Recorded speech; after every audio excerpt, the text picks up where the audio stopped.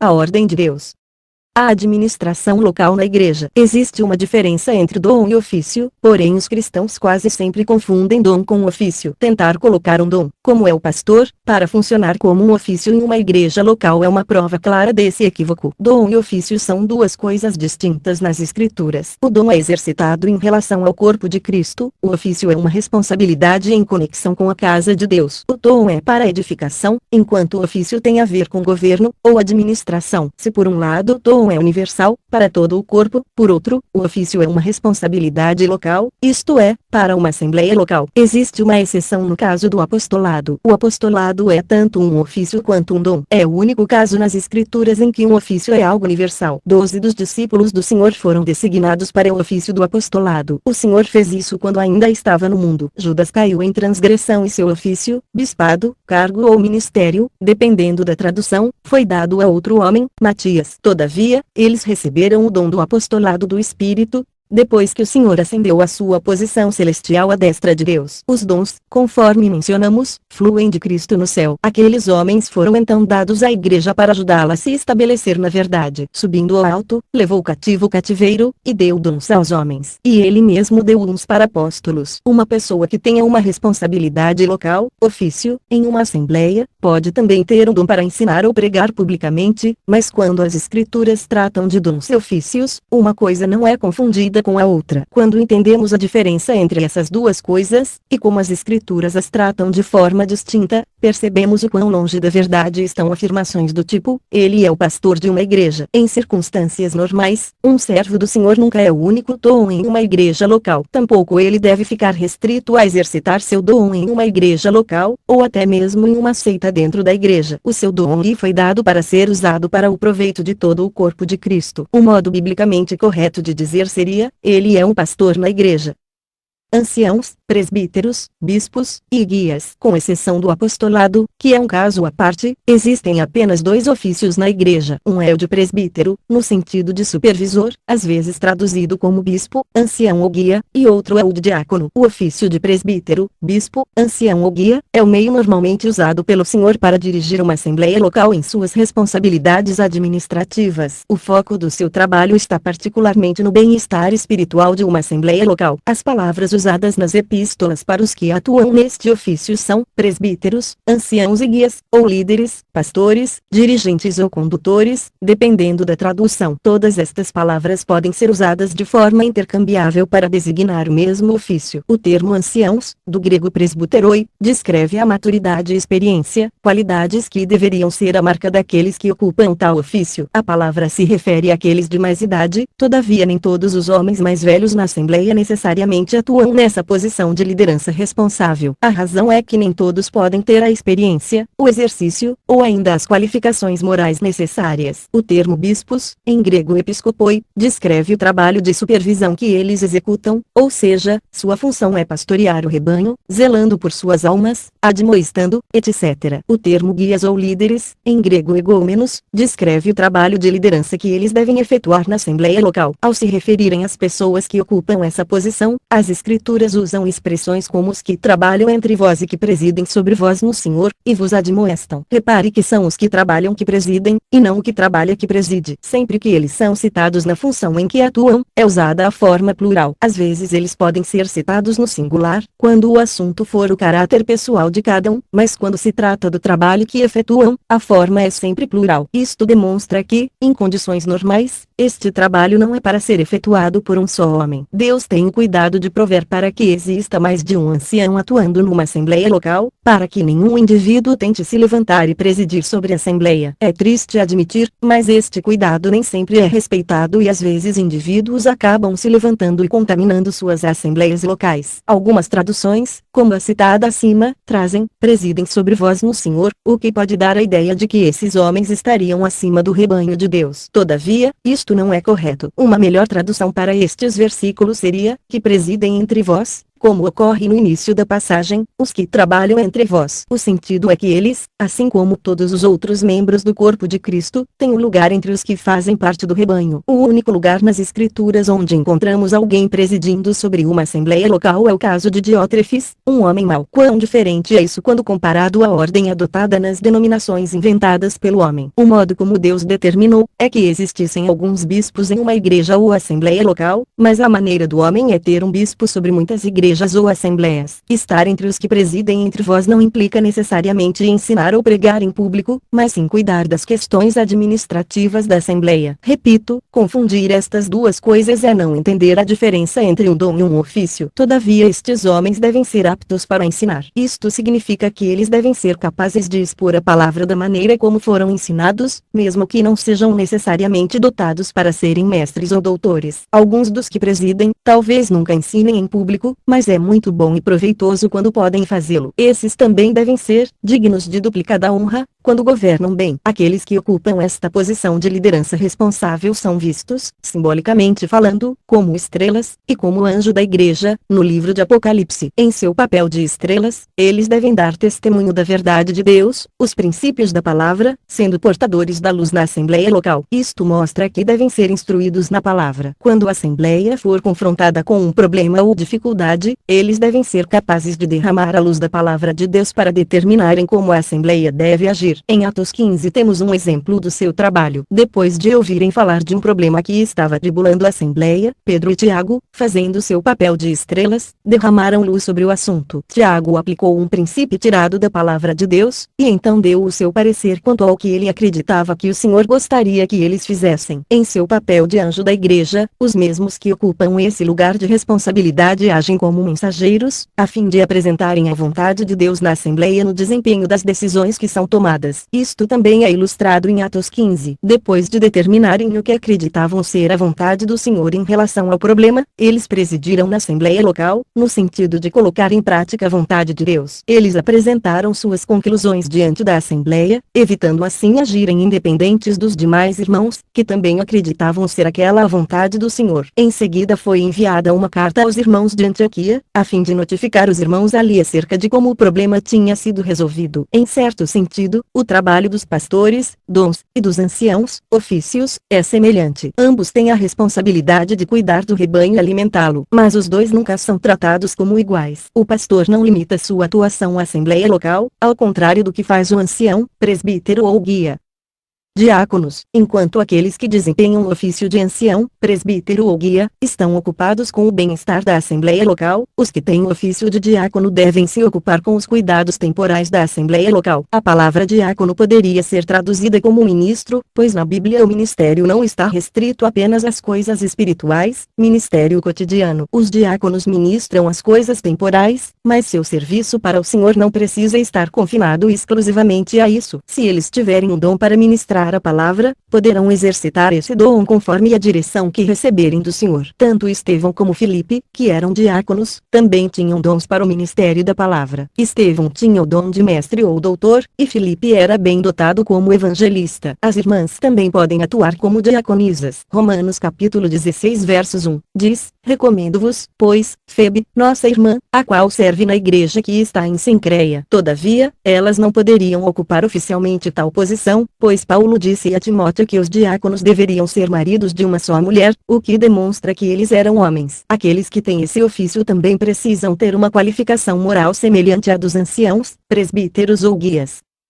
A escolha dos anciãos. A pergunta que surge é, como as pessoas chegavam a ocupar esses ofícios? Em cada caso encontrado nas escrituras elas eram escolhidas. Porém, em nenhum lugar das escrituras lemos que os anciãos eram escolhidos pela igreja ou assembleia local. Assim como já demonstramos que não existe sequer uma assembleia local na Bíblia que tenha escolhido um pastor para si, também não há uma assembleia que escolha seus anciãos. Apesar disso, quase todos os grupos eclesiásticos hoje na cristandade escolhem seus anciãos. Mas onde encontramos a autoridade necessária para agir assim? Independente da piedade e inteligência daqueles que na cristandade se envolvem nessa tarefa, em lugar nenhum na Bíblia vemos uma assembleia receber o encargo de uma escolha tão difícil quanto a de escolher seus anciãos. A palavra de Deus diz que os anciãos eram escolhidos pelos apóstolos. A Bíblia diz, e, havendo-lhes, Barnabé e Paulo, por comum consentimento, eleito anciãos em cada igreja, orando com jejuns, os encomendaram ao Senhor em quem haviam crido. Em algumas ocasiões encontramos os apóstolos delegando essa tarefa a determinados irmãos. Tito é um exemplo disso. Paulo o enviou à ilha de Creta com o propósito de ordenar anciãos ali. Mesmo neste caso, a comissão que Tito recebeu foi exclusivamente para aquela localidade. Ele não tinha autoridade para ordenar anciãos em nenhum outro lugar, a menos que fosse comissionado pelo apóstolo. Vemos aqui a sabedoria de Deus cuidando para que os anciãos fossem especificamente escolhidos para uma assembleia, e não por uma assembleia. Se uma igreja local escolhesse seus anciãos, ela poderia estar inclinada a selecionar os líderes que viessem a satisfazer seus desejos. Mas por essa escolha ser uma função apostólica, a assembleia ficaria assim livre de correr esse risco. Porém, no caso dos diáconos, as igrejas locais realmente os escolhiam. Um exemplo disso está em Atos capítulo 6 versos 1 ao 6. 7 homens foram escolhidos pela igreja em Jerusalém para ocuparem o lugar de diáconos, embora neste capítulo eles não tivessem sido diretamente chamados de diáconos, mas foram oficialmente designados pelos apóstolos para ocuparem aquela posição. Hoje uma igreja local poderia escolher pessoas para cuidarem das necessidades temporais da assembleia, porém elas não poderiam ser oficialmente designadas para o ofício de diáconos, pois hoje já não existem apóstolos, ou alguém que tenha recebido de um apóstolo a incumbência de fazê-lo.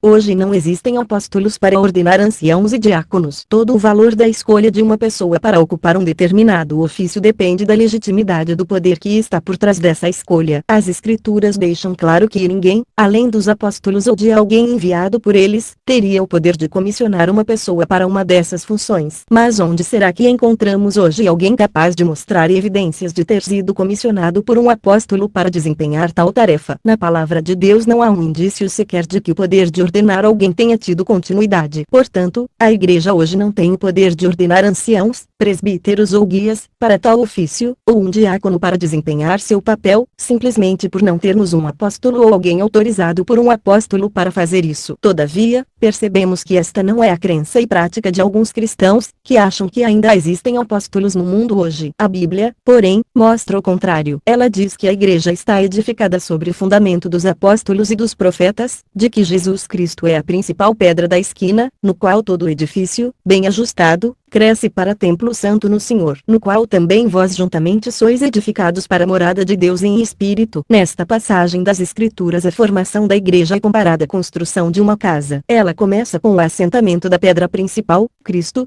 Depois é assentado o alicerce ou fundamento, os apóstolos e profetas, para finalmente subirem as paredes do edifício, nas quais cada verdadeiro crente é acrescentado até que o edifício todo esteja completo na vinda do Senhor. Isto demonstra que o lugar que os apóstolos e profetas ocupam na igreja é em seu fundamento ou alicerce. Eles foram diretamente usados pelo Senhor para estabelecerem a igreja em seu início. As epístolas que escreveram determinam a ordem e função da igreja, é nelas que foram assentados os fundamentos do cristianismo. O Senhor já não dá apóstolos à igreja, pois ele já não está mais construindo o fundamento ou alicerce. Isto já foi feito. Na verdade, falta pouco para o edifício ficar pronto. Estamos esperando apenas que as últimas pessoas sejam salvas, para que as poucas pedras, vivas, que faltam, possam ser assentadas na construção. O ministério dos apóstolos e profetas continua com a igreja por meio de seus escritos inspirados, mas já não temos a presença pessoal deles no mundo.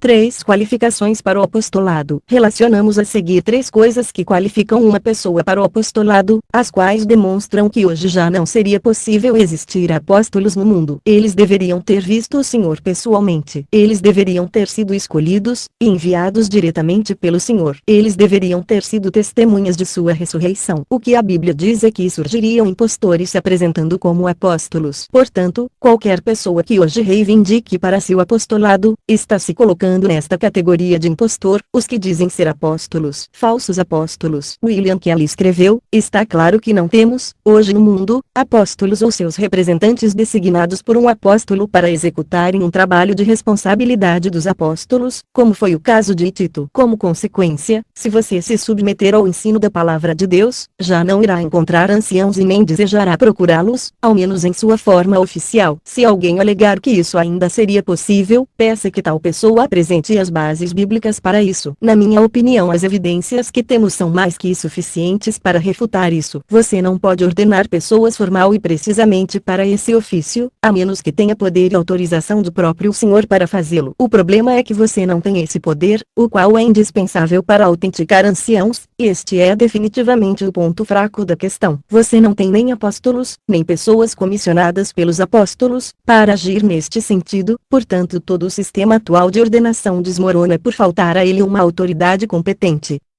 Existem anciãos hoje. Alguns poderiam perguntar, acaso isto significa que você não acredita na existência de anciãos? Embora não tenhamos hoje alguém autorizado a ordenar anciãos, não devemos pensar que o trabalho deles não continue. Se assim fosse, ao levar os apóstolos para o céu, Deus teria deixado as assembleias locais sem uma direção. O Espírito Santo continua levantando homens para efetuarem este trabalho. Geralmente em uma reunião de cristãos congregados de acordo com as Escrituras, há homens que se incumbem dessa obra. Eles serão identificados pelo trabalho que executam e devem ser reconhecidos por isso, ainda que não tenham sido oficialmente ordenados para tal ofício. Nossa obrigação é reconhecê-los, estimá-los, honrá-los, lembrarmos-nos deles, imitarmos sua fé, obedecê-los, sujeitarmos-nos a eles, saudarmos a eles. Todavia, em nenhum lugar nas Escrituras é dito que a igreja deve ordená-los, simplesmente porque a igreja não tem poder para fazê-lo. O Espírito de Deus deixou claro que previa uma época quando os apóstolos não estariam no mundo para ordenar ancião, por isso nos deixou princípios na palavra que nos ajudassem a reconhecer aqueles que o próprio Espírito levantou para levar adiante esse trabalho na assembleia local. Paulo escreveu a pelo menos 2 assembleias nas quais não havia anciãos ordenados. Mesmo assim, ao dirigir-se a elas, ele apontou um princípio de que deveriam existir alguns irmãos nessas assembleias que efetuariam este trabalho. Isto nos serve como um excelente guia para os dias de hoje, quando já não dispomos de uma ordenação oficial de anciãos. Ao escrever aos Coríntios, Paulo disse a eles que reconhecessem os da casa de Estéfanas e outros semelhantes a eles, que se têm dedicado ao ministério dos santos. Paulo disse-lhes que os reconhecessem como líderes e se sujeitassem a eles. Ao escrever aos Tessalonicenses, Paulo lhes disse que reconhecessem aqueles que trabalhavam entre eles para o bem da assembleia. Eles seriam identificados por seu trabalho em meio ao rebanho. Consequentemente, a assembleia devia tê-los em grande estima e amor, por causa da sua obra. William Kelly escreveu, o que fazer então? Será que não existem pessoas preparadas para serem bispos ou anciãos, só por não existirem apóstolos para designá-los? Graças a Deus, existem e não são poucos. Dificilmente você encontrará uma assembleia dos filhos de Deus onde não existam alguns homens mais velhos e responsáveis, que saem atrás dos que se desviam, que advertem os indisciplinados, que confortam aqueles que estão abatidos, que aconselham, admoestam e apacentam as almas. Acaso não seriam eles os anciãos, se ainda existisse poder e autoridade para ordená-los? Portanto, qual é o dever de um cristão, dentro da atual realidade e daquilo que ainda nos cabe? Não digo que deva chamá-los de anciãos, mas certamente deverá estimá-los com alta estima por causa de seu trabalho, e amá-los e reconhecê-los como aqueles que cuidam de seus irmãos no Senhor. Hoje não há mais ordenação. As assim chamadas igrejas das quais temos falado, usam a prática da ordenação para aprovar oficialmente uma pessoa para ministrar entre eles. Porém isso não é encontrado nas Escrituras. Se alguns cristãos criam uma organização a qual dão o nome de igreja, com seus próprios credos e regras administrativas, obviamente ninguém ali estará livre para ministrar, a menos que seja oficialmente aprovado. Geralmente é assim que funciona, pois isso faz parte do sistema que eles organizaram. Se alguém quiser ser um ministro nessa seita, terá de se sujeitar às suas leis e regras. Mas tudo isso só comprova que essas organizações realmente não passam de seitas. Apesar da maioria dos cristãos acreditarem que tal pessoa deva ser ordenada antes de poder ministrar na igreja, não existe na Bíblia uma só pessoa que tenha sido ordenada por homens para pregar a palavra para a igreja. Nem sequer uma. Já está na hora de voltarmos às práticas bíblicas neste sentido. Mas na Bíblia as pessoas eram ordenadas. É comum as pessoas argumentarem que na Bíblia as pessoas eram ordenadas. Sim, a Bíblia nos diz que Paulo e Barnabé ordenaram anciãos de cidade em cidade em uma de suas jornadas missionárias. Mas nas Escrituras não existe uma única evidência sequer de que Paulo, Barnabé, Tito etc. tenham ordenado um pastor, mestre ou evangelista. Pela mesma razão, tampouco há nas Escrituras evidência de que eles tenham ordenado algum profeta ou sacerdote. Não existe qualquer indício de pessoas pessoas assim terem sido ordenadas. Onde, na palavra de Deus, as igrejas denominacionais se baseiam para fazer isso. Cabe aqui uma citação de W.T.P. Woolston: a ideia está na cabeça das pessoas, e não nas escrituras. Se essa fosse a vontade de Deus para a igreja, ele teria nos dado instruções acerca disso em sua palavra. Todavia, é verdade que homens que tinham um dom foram ordenados, mas não com o propósito de levarem adiante o ministério para o qual seu dom os capacitava. Aqueles que eram ordenados pelo apóstolo, ou por alguém autorizado pelo apóstolo, eram designados para ocuparem oficialmente o posto de presbítero, ancião ou guia. Considerando que todos têm um dom, aqueles homens certamente também tinham um dom. Alguns deles poderiam ter o dom de pastor ou mestre, doutor, porém insistimos que sua ordenação não era para o exercício do dom, e sim para o ofício para o qual tinham sido designados. A imposição de mãos. O que dizer de Atos capítulo 13 versos 1 ao 4? E na igreja que estava em Antioquia havia alguns profetas e doutores, a saber, Barnabé e Simeão chamado Níger, e Lúcio, Cireneu, e Manaém, que fora criado com Herodes o tetrarca, e Saulo. E, servindo eles ao Senhor, e jejuando, disse o Espírito Santo: apartai-me a Barnabé e a Saulo para a obra que os tenho chamado. Então, jejuando e orando, e pondo sobre eles as mãos, os despediram. A passagem parece demonstrar ser necessário que alguém, até mesmo um apóstolo, seja ordenado antes de sair para pregar. Muitas das ideias que as pessoas têm sobre os assuntos divinos vêm da leitura casual da palavra de Deus. Elas nem sempre se dedicam a buscar as escrituras com atenção e oração, antes de chegarem às suas conclusões. Este assunto da imposição de mãos é um excelente exemplo disso. Não temos autoridade para dizer que Atos capítulo 13 versos 1 ao 4 esteja se referindo a uma ordenação. Ali não diz ser uma ordenação, e a palavra, ordenar, nem sequer aparece na passagem. Ela menciona a imposição de mãos, mas não passa de suposição achar que uma ordenação seja feita pela imposição de mãos. Sempre que a Bíblia menciona que anciãos foram ordenados, não há qualquer menção de que isso tenha sido feito com a imposição de mãos. Pode até ser que houvesse imposição de mãos sobre aqueles que eram ordenados, mas as escrituras não mencionam isso. Pode ser também que os apóstolos, ou os que foram autorizados por eles, tenham feito uma porção de coisas quando ordenaram anciãos, mas seria pura suposição de nossa parte afirmar que fizeram essas coisas, já que as escrituras não mencionam isso. William Kelly escreveu: não tenho dúvida de que o Espírito de Deus sabia da superstição que seria associada à imposição de mãos anos mais tarde na história da igreja, por isso tomou o cuidado de nunca associar a imposição de mãos com a ordenação de anciãos. Eu insisto que, nesta questão de ordenação, a cristandade não percebeu a intenção e o pensamento de Deus, e agora se agarra a uma ordem de coisas que inventou e que não passa de desordem, fazendo isso por ignorância, mas não sem a responsabilidade por seu pecado.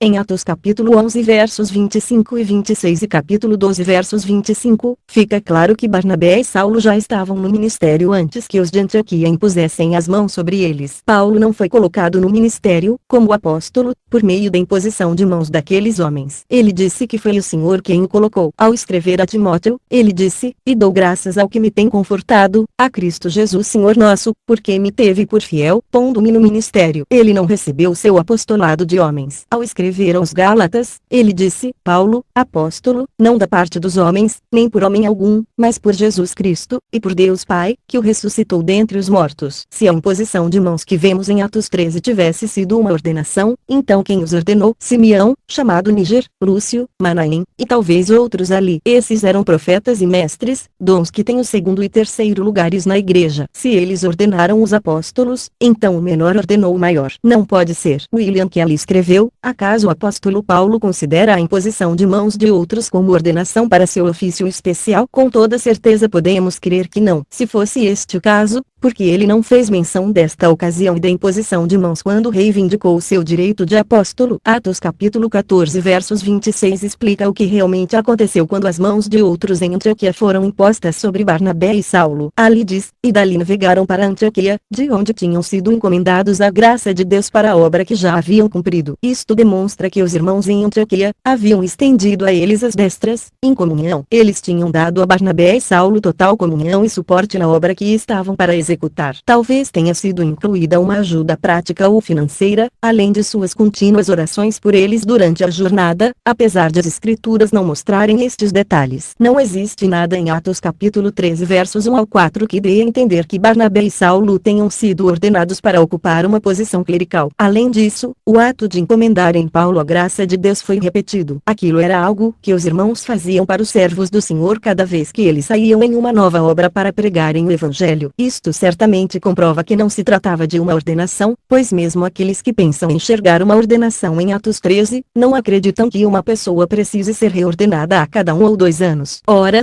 se a ordenação de alguém é capaz de validar o poder que designou aquela pessoa, e as escrituras não autorizam qualquer poder de ordenar exceto exercido por um apóstolo ou um enviado seu, então fica claro que aqueles que hoje tentam ordenar não têm poder de Deus para isso. Um irmão, que outrora se submeteu ao sistema humano da ordenação, coloca muito bem a questão: eles impuseram suas mãos vazias sobre minha cabeça oca. Então, o que dizer de 1 Timóteo capítulo 4 versos 14, que admoesta: não desprezes o dom que há em ti, o qual te foi dado por profecia, com a imposição das mãos do presbitério, anciãos. Esta passagem também mostra a imposição de mãos, porém mais uma vez não há qualquer menção de ordenação. Trata-se de uma suposição na mente das pessoas. A passagem é bem simples. Timóteo tinha um dom do Senhor, e era um dom que fora profetizado por um profeta, ou profetas, de que Timóteo seria usado pelo Senhor no exercício desse dom. Os anciãos reconheceram o dom que ele havia recebido do Senhor, e estenderam a ele as destras de comunhão em seu trabalho. Paulo escreveu a Timóteo exortando-o a não negligenciar esse dom, trazendo à sua memória que outros, os anciãos, também o estavam apoiando com seu suporte. Aquilo deve ter sido um tremendo encorajamento para Timóteo.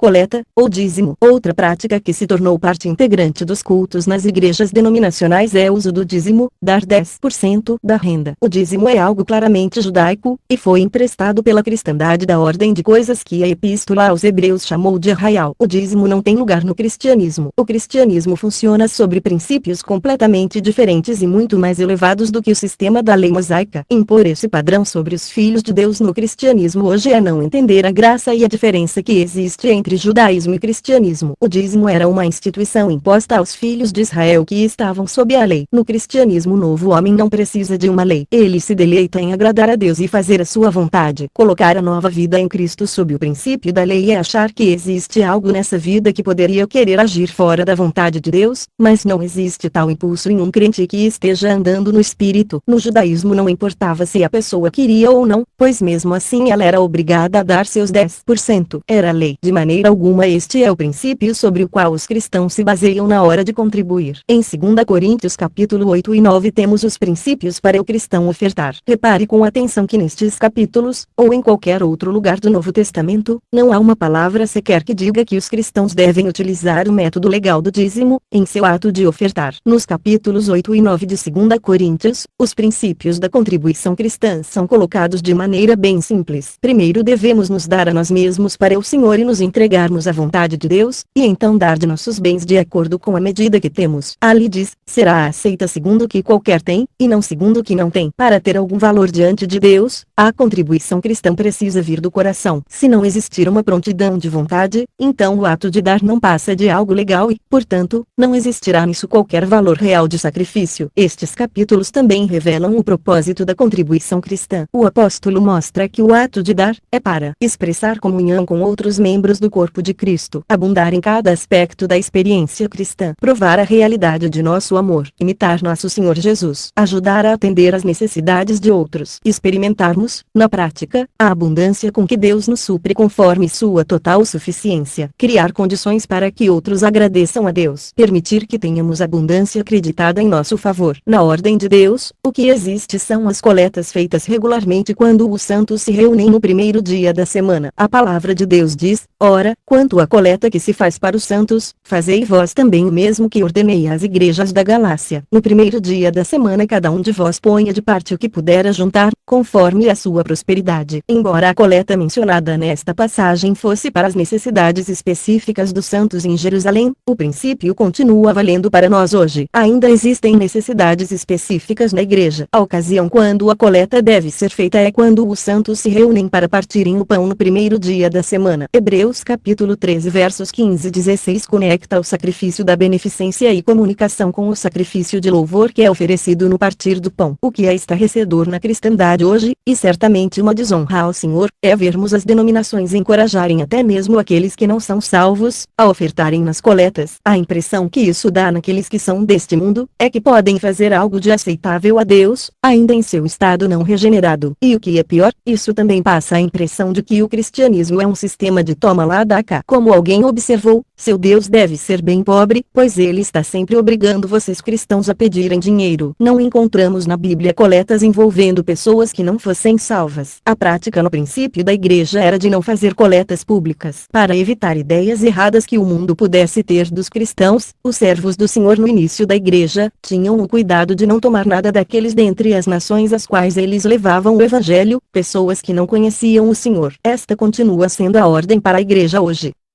Disciplina na igreja. Outro assunto relacionado ao governo da igreja local, que é negligenciado nas assim chamadas igrejas, é o da disciplina e excomunhão. Como já vimos no capítulo com o título, um chamado à separação, cada cristão é individualmente responsável por separar-se do mal. Portanto, é óbvio que uma assembleia de cristãos também deve se manter livre do mal. Trata-se de uma responsabilidade coletiva. O motivo disso é que a associação com o mal corrompe toda a assembleia. Conforme mencionamos, os três principais tipos de mal que devem ser mantidos fora de um grupo de cristãos são o mal moral, doutrinal e eclesiástico. Se uma pessoa em uma assembleia se envolve ou está associada com um mal assim, a assembleia local tem a responsabilidade de tirar essa pessoa de sua comunhão. O apóstolo Paulo escreveu: porque, que tenho eu em julgar também os que estão de fora? Não julgais vós os que estão dentro, mas Deus julga os que estão de fora. Tirai, pois, dentre vós a esse iníquo. Isto demonstra que a assembleia é responsável por julgar o mal em seu meio quando este se manifesta. Existem três razões principais pelas quais a Assembleia deve afastar pessoas envolvidas com o mal. 1. A glória do Senhor. A Assembleia deve ter o cuidado de não permitir que o nome do Senhor esteja associado com o mal diante dos olhos do mundo. Quando os irmãos em Corinto agiram em prol da glória do Senhor e colocaram fora a pessoa em pecado, o apóstolo escreveu em aprovação: porque, quanto cuidado não produziu isto mesmo em vós que, segundo Deus, fostes contristados, que apologia, que indignação, que temor, que saudades, que zelo, que vingança. Em tudo mostrastes estar puros neste negócio. Eles agiram com zelo, adotando medidas extremas visando a glória do Senhor. 2. A santidade na Assembleia, a qual deve ser mantida. Existem duas razões para isto. Primeiro, a Assembleia é o lugar da habitação de Deus. Ela deve ser mantida em condições adequadas para a sua santa presença. O Senhor habita no meio do seu povo congregado ao seu nome, portanto a Assembleia deve manter o mal fora do seu meio a fim de permanecer um lugar adequado à sua presença. A santidade convém à tua casa, Senhor, para sempre é um princípio que permanece válido para todas as épocas. O que usa de engano não ficará dentro da minha casa. A segunda razão é a característica que o mal tem de fermentar. Como já mencionamos, a associação com o mal corrompe. O apóstolo Paulo escreveu: não sabeis que um pouco de fermento faz levedar toda a massa? Alimpai-vos, pois, do fermento velho, para que sejais uma nova massa. Ele também escreveu: as más conversações corrompem os bons costumes. Se a assembleia não tirasse o mal de seu meio, logo outros seriam afetados por ele. 3. A correção e restauração do ofensor. A ação de colocar alguém fora de comunhão deveria ter sempre em vista o bem e a bênção da pessoa que errou. Ela é colocada fora e não se deve ter contato com ela, para que seja humilhada para arrependimento e restaurada ao Senhor. Mas agora vos escrevi que não vos associeis com aquele que, dizendo-se irmão, for devasso, ou avarento, ou idólatra, ou maldizente, ou beberrão, ou roubador, com o tal nem ainda comais. Quando alguém se encontra numa condição de arrependimento e julgamento de seu próprio pecado, cabe à Assembleia receber essa pessoa de volta à comunhão. Referindo-se à pessoa que os irmãos em Corinto haviam colocado fora de seu meio, o apóstolo Paulo escreveu: basta-lhe ao tal esta repreensão feita por muitos, de maneira que pelo contrário deveis antes perdoar-lhe e consolá-lo, para que o tal não seja de modo algum devorado de demasiada tristeza. Por isso vos rogo que confirmeis para com ele o vosso amor. A Assembleia deveria sempre tratar do assunto como sendo seu próprio pecado. Sua atitude quanto à excomunhão de alguém deveria ser de lamentação, reconhecendo que falharam, por terem sido incapazes de alcançar o irmão enquanto ele seguia em direção ao pecado. Os coríntios nada fizeram a respeito. Paulo lhes escreveu: estáis ensoberbecidos, e nem ao menos vos entristecestes por não ter sido dentre vós tirado quem cometeu tal ação. Cada um na Assembleia deveria investigar seu próprio coração e perguntar a si mesmo: o que eu poderia ter feito para impedir que essa pessoa caísse em pecado?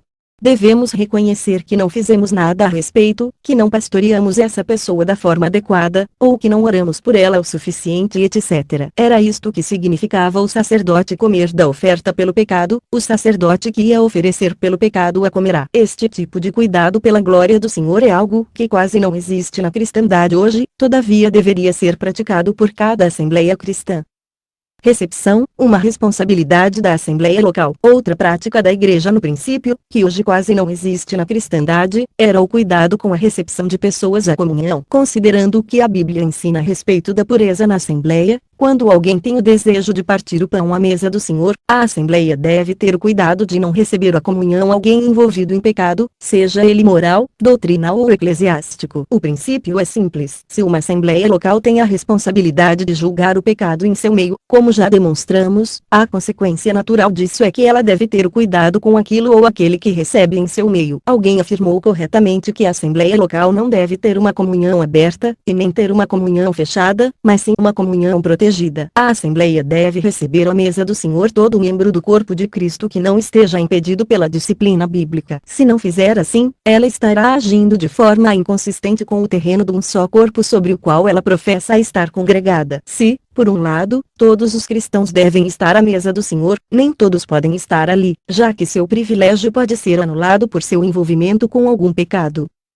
Quem decide quem deveria estar em comunhão? É importante entender que os irmãos na Assembleia Local não decidem o que é adequado à mesa do Senhor e o que não é. Isto é algo que compete à palavra de Deus. A razão é que a mesa não é dos irmãos, a mesa é do Senhor. As preferências e gostos pessoais dos que fazem parte da Assembleia não têm nada a ver com a recepção. A decisão vem totalmente da palavra de Deus. Quando não existir um motivo bíblico para se recusar a alguém a comunhão à mesa do Senhor, tal pessoa deve ser recebida. Se um crente já batizado professar com clareza sua fé e demonstrar devoção em seu andar, não existe motivo para que seja recusado. O nível de conhecimento das Escrituras não é um critério neste sentido. Ainda que seja um crente limitado em seu conhecimento, as Escrituras dizem: ora, quanto ao que está enfermo na fé, recebei-o, não contenda sobre dúvidas. Todavia, nem sempre se pode determinar de imediato se alguém professa claramente sua fé, e é devoto em seu andar. Quanto maior a confusão no mundo ou no testemunho cristão do qual a pessoa tiver saído, maior a dificuldade de se tomar uma decisão. Se for este o caso, então o bom senso mostra que a Assembleia deve pedir que a pessoa que tem o desejo de estar em comunhão aguarde algum tempo. Isto não significa que a Assembleia está afirmando que tal pessoa tenha alguma associação com o mal. Poderia ser o caso, porém os irmãos podem estar incertos quanto a isso e por esta razão devem esperar até que estejam convencidos de não ser este o caso, uma vez que são eles os responsáveis diante de Deus pelas pessoas que recebem em comunhão. As Escrituras ensinam: a ninguém imponhas precipitadamente as mãos, nem participes dos pecados alheios. Embora a aplicação deste versículo seja mais ampla do que a recepção à mesa do Senhor, ele apresenta um princípio pelo qual a Assembleia pode ser guiada no processo de recepção. Alguém maduro e piedoso não se sentirá ofendido com isso, pois certamente nenhum cristão piedoso iria querer que a Assembleia violasse um princípio bíblico. Na verdade, todo esse cuidado deveria dar a ele a confiança de estar entrando em uma comunhão onde existe a preocupação com a glória do Senhor e a pureza da Assembleia.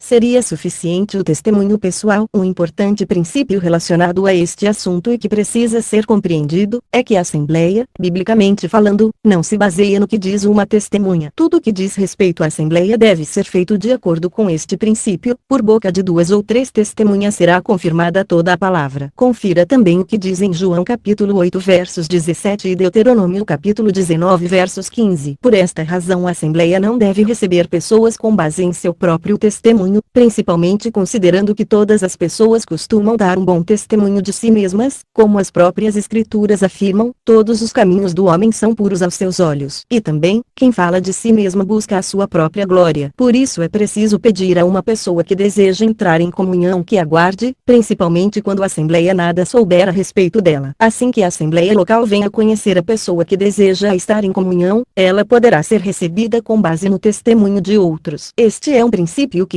encontramos em todas as Escrituras. Até mesmo o Senhor Jesus Cristo, o Senhor da Glória, sujeitou-se a este princípio quando se apresentou a Israel como seu Messias. Ele disse: se eu testifico de mim mesmo, o meu testemunho não é verdadeiro, válido. Em seguida ele continuou apresentando 4 outros testemunhos que comprovavam quem ele era: João Batista, suas obras, seu pai e as Escrituras. Apesar dos vários testemunhos de que ele era o Messias, o Senhor ainda advertiu os judeus de que chegaria um tempo quando eles, como nação, receberiam um falso Messias, o Anticristo, sem testemunhas. Ele disse: se outro vier em seu próprio nome, a esse aceitareis. Assim o Senhor reprovou a prática de se receber alguém com base em seu próprio testemunho. Os filhos de Israel falharam justamente neste ponto, quando receberam os gibeonitas com base no testemunho deles próprios. Isto está registrado nas Escrituras para nos alertar quanto ao perigo de agirmos assim. Atos capítulo 9 versos 26 ao 29 nos dá um exemplo do cuidado que a igreja no princípio tinha ao receber alguém à comunhão. Quando Saulo de Tarso foi salvo, ele quis entrar em comunhão com os santos em Jerusalém, porém foi rejeitado. Mesmo que tudo o que ele dissera aos irmãos em Jerusalém sobre sua vida pessoal fosse verdade, ele não foi recebido com base em seu próprio testemunho. Foi só quando Barnabé levou Saulo consigo e o apresentou aos irmãos, testificando de sua fé e caráter, de modo que então já era o testemunho de 2 pessoas, que os irmãos o receberam. Daquele momento em diante Saulo andava com eles em Jerusalém, entrando e saindo. Se a igreja no princípio não recebeu Saulo de Tarso imediatamente, com certeza os cristãos hoje não podem esperar ser recebidos imediatamente quando desejarem estar em comunhão em uma assembleia local, colocando a profissão de fé da pessoa à prova. Outro importante princípio para se receber alguém é que existe a necessidade de se colocar à prova a profissão de fé da pessoa. Se alguém diz que é cristão, é preciso que prove isso deixando de lado todo o pecado conhecido. Além disso, em 2 Timóteo capítulo 2 versos 19 diz que qualquer que profere o nome de Cristo aparte-se da iniquidade. Veja também Apocalipse capítulo 2 versos 2 e 1 João capítulo 4 versos 1. Se essa pessoa não apartar-se da iniquidade, sua confissão de fé não é genuína. Isso é ainda mais importante em uma época de ruína e abandono do testemunho cristão, quando o que não faltam são doutrinas e práticas perniciosas de todos os tipos. Um exemplo disso pode ser visto em figura em 1 Crônicas capítulo 12 versos 16 ao 18. Naquele momento Davi era o rei rejeitado de Israel. À medida que pessoas de várias tribos de Israel entenderam o erro que tinha sido rejeitá-lo, elas foram a ele e o consideraram como o verdadeiro rei de Israel. Quando os da tribo de Benjamim, a tribo do rei Saul, foram a Davi, ele colocou à prova a profissão de fé deles. Ao ficar comprovado que sua confissão era genuína, e eles demonstraram verdadeiramente estar ao lado de Davi, a palavra de Deus nos diz que Davi os recebeu. Se uma pessoa professa má doutrina, está claro que a assembleia não deve recebê-la, pois se o fizer ficará em comunhão com o mal que traz em seu ensino. Não falamos aqui das diferenças de opinião que as pessoas possam ter a respeito de assuntos como o batismo, por exemplo, mas de coisas que digam respeito aos fundamentos da verdade cristã. As Escrituras dizem: ora, o Deus de paciência e consolação vos conceda o mesmo sentimento uns para com os outros, segundo Cristo Jesus, para que concordes, a uma boca, glorifiqueis ao Deus e Pai de nosso Senhor Jesus Cristo. Portanto recebei-vos uns aos outros, como também Cristo nos recebeu para a glória de Deus. Isto demonstra que a Assembleia deve receber a comunhão, pessoas que possam glorificar a Deus, concordes, a uma boca. Como a Assembleia poderia glorificar a Deus assim se alguém fosse recebido trazendo consigo uma doutrina? Enquanto os irmãos na Assembleia estivessem falando uma coisa, aquela pessoa estaria falando outra. O resultado seria confusão. Paulo disse aos Coríntios: rogo-vos, porém, irmãos, pelo nome de nosso Senhor Jesus Cristo, que digais todos uma mesma coisa, e que não haja entre vós dissensões, antes sejais unidos em um mesmo pensamento e em um mesmo parecer. Quando a questão envolve pecado eclesiástico, é preciso paciência e discernimento para identificar isso em alguém. Existe uma diferença entre alguém associado ao erro clerical por ignorância, e uma pessoa ativamente envolvida e promovendo tal erro. Um crente que talvez ignore a ordem bíblica para adoração e o ministério cristão, pode querer partir o pão à mesa do Senhor vindo de uma denominação criada por homens e que pratique uma ordem clerical. Ainda que essa pessoa esteja associada ao erro eclesiástico, ela não está envolvida com o mal eclesiástico. E se tal pessoa for conhecida por sua piedade no andar e professar sã doutrina, não deveria haver impedimento para que ela partisse o pão, mesmo que não tivesse se desligado formalmente de sua associação com aquela denominação. A questão é, quando uma associação inconsciente com o erro eclesiástico se torna mal eclesiástico.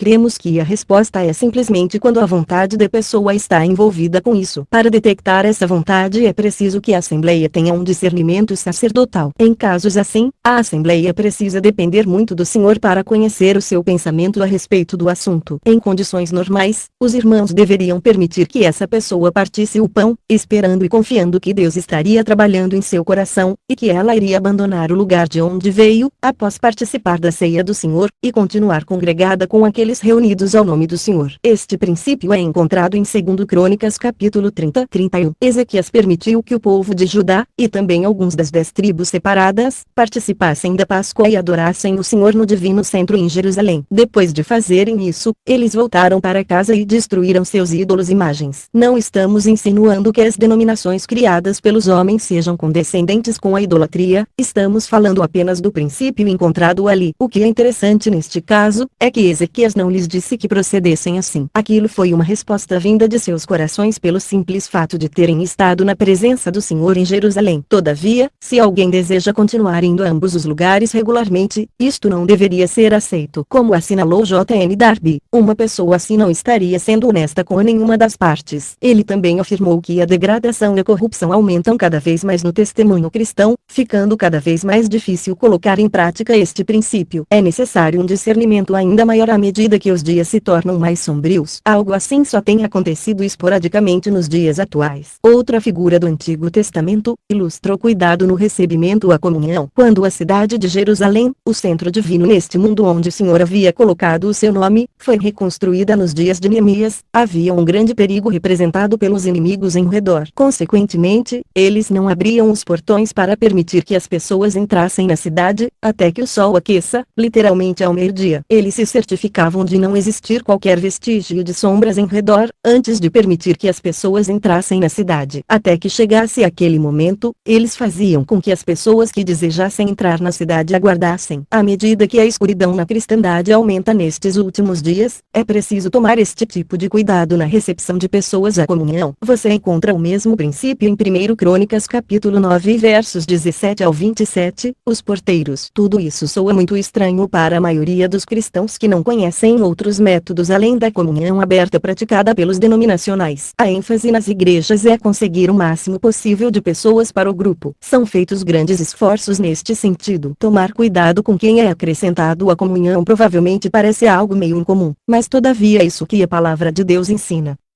Exclusivo demais. Alguns discordam dessas coisas, declarando que isso é ser exclusivista. Gostaríamos de enfatizar mais uma vez que estes princípios não foram inventados por nós, mas são simplesmente princípios ensinados pela palavra de Deus. As assembleias locais de cristãos devem ser exclusivistas quanto ao pecado, e devem ser cuidadosas quando não conhecerem com que uma pessoa pode estar associada. A passagem em 1 Coríntios capítulo 11 versos 28, costuma ser apresentada para dar a ideia de que cada pessoa é individualmente responsável diante do Senhor em julgar a si mesma, e que não caberia à Assembleia escrutinar as pessoas. O versículo diz: examine-se, pois, o homem a si mesmo, e assim coma deste pão e beba deste cálice. Aqueles que pensam assim são rápidos em argumentar que não cabe à Assembleia examinar a pessoa, mas que é a própria pessoa que deve examinar-se a si mesma, e então participar da ceia. Ora, se fosse esse o significado do versículo, então ele entraria em conflito com os princípios que já mencionamos, de que a Assembleia é responsável em julgar o mal em seu meio, e por conseguinte, deve ser cuidadosa quanto a quem está em comunhão. Considerando que a palavra de Deus não se contradiz, o versículo em 1 Coríntios capítulo 11 versos 28 deve estar se referindo a algo que não seja a recepção à mesa do Senhor. Um exame mais atento do contexto do capítulo no qual o versículo aparece nos revela que a passagem não está se referindo àqueles que desejam entrar em comunhão à mesa do Senhor, mas sim àqueles que já estão em comunhão ali. A passagem diz simplesmente que cada um daqueles que estão em comunhão, tem a responsabilidade de julgar-se a si mesmo antes de participar da ceia. Se não o fizer, ele come e bebe para sua própria condenação, juízo governamental. Isto é parecido à ordem que os pais dão aos seus filhos antes de se sentarem à mesa para o jantar. Eles dizem: vejam se as suas mãos estão limpas antes de se sentarem à mesa. A ordem aplica-se às crianças que fazem parte da família e participam regularmente das refeições naquela casa, e não aos vizinhos que moram na mesma rua. Aqueles que fazem parte da família família e pretendem participar do jantar devem estar limpos quando chegarem à mesa. O mesmo acontece na Assembleia. A exortação para se examinarem a si mesmo antes de participarem da ceia, é para aqueles que já estão em comunhão à mesa do Senhor.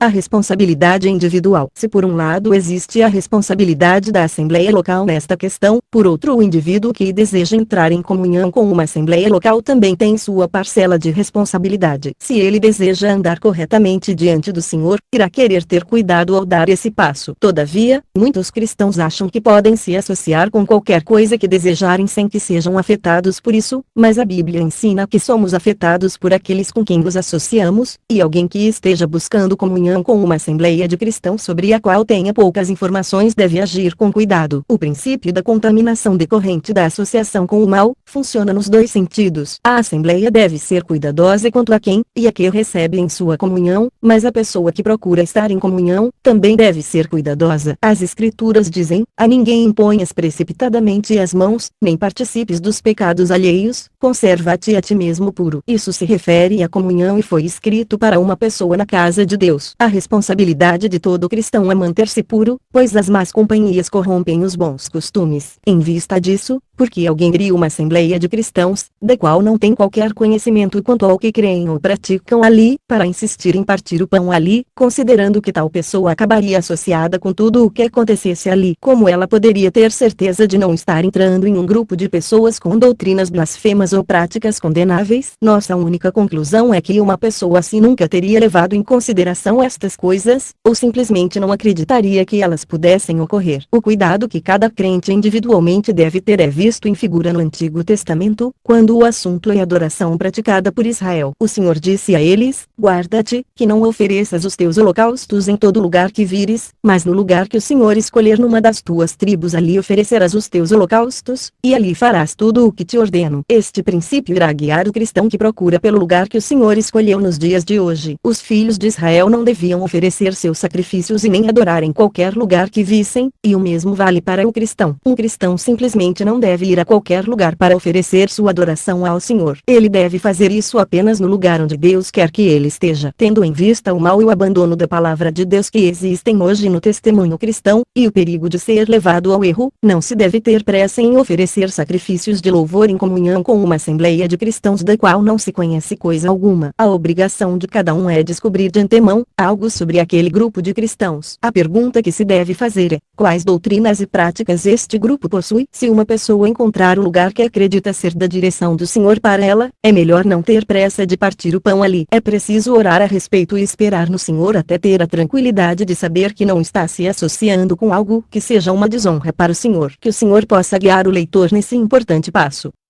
Cartas de recomendação. Outra coisa que está estreitamente associada à recepção à comunhão, é o uso de cartas de recomendação. Trata-se de uma carta escrita por uma assembleia e assinada por 2 ou 3 irmãos, a qual é enviada a outra assembleia, recomendando uma ou mais pessoas à comunhão dos santos naquela localidade para onde essas pessoas estiverem se dirigindo. Mais uma vez, isto é algo que geralmente não é praticado nas igrejas da cristandade. Um exemplo desta prática entre os cristãos no princípio, é visto no caso de Apolo, em Atos capítulo 18 versos 24 ao 28. Ali diz: querendo ele passar a Caia, o animaram os irmãos, e escreveram aos discípulos que o recebessem, o qual, tendo chegado, aproveitou muito aos que pela graça criam. Apolo era reconhecidamente um homem que tinha um dom, mas mesmo assim ele precisou de uma carta de recomendação dos irmãos para poder ser recebido pelas assembleias na Caia, as quais até então nada sabiam a respeito dele. Isso demonstra o cuidado que existia entre os cristãos no princípio, quanto a quem eles deviam receber a comunhão. Veja também Romanos capítulo 16 versos 1, e 2 Coríntios capítulo 3 versos 1 ao 3.